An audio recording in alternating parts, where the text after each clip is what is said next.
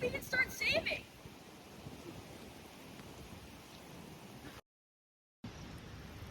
We set a clear goal.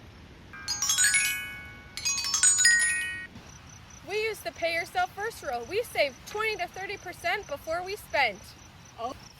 We set up separate savings accounts at banks like the Affinity Credit Union.